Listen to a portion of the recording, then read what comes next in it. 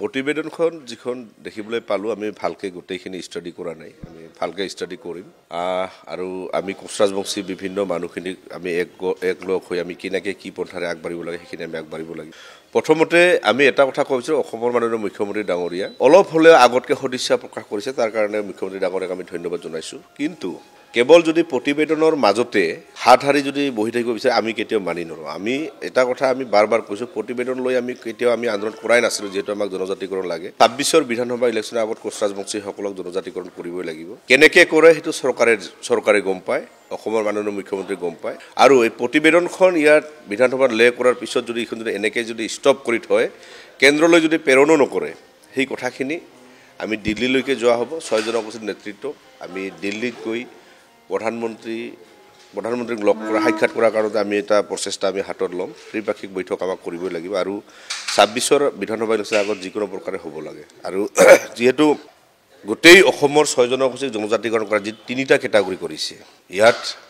সুবিধাটো কেনেকৈ হয় সেইটো বেলেগ কথা কিন্তু আমি এটা কথা ক'ব পাৰোঁ বৰ্তমান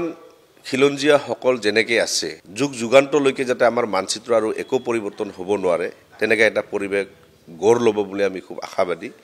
আৰু আজি আমাৰ কোচ ৰাজবংশীসকলৰ মাজত ভালেকেইটা প্ৰশ্ন আছে সেই প্ৰশ্নকেইটা মই আজি আপোনাক ক'ব নিবিচাৰোঁ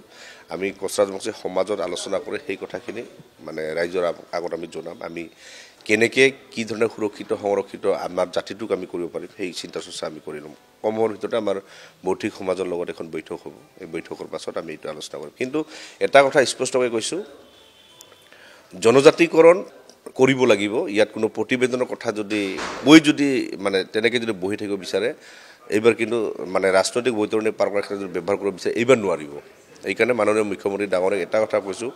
খিলঞ্জীয়া সমাজ ৬ জনগোষ্ঠীৰ ৰাইজ আপোনাৰ পক্ষত আছে আপোনাৰ লগত আছে আপোনাৰ সঁচাকৈ যদি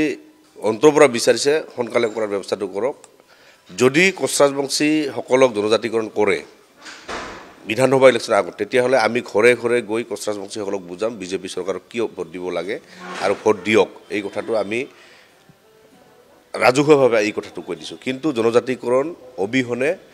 আমাৰ পৰা আপোনালোকে ভোট খুজিব নাযাব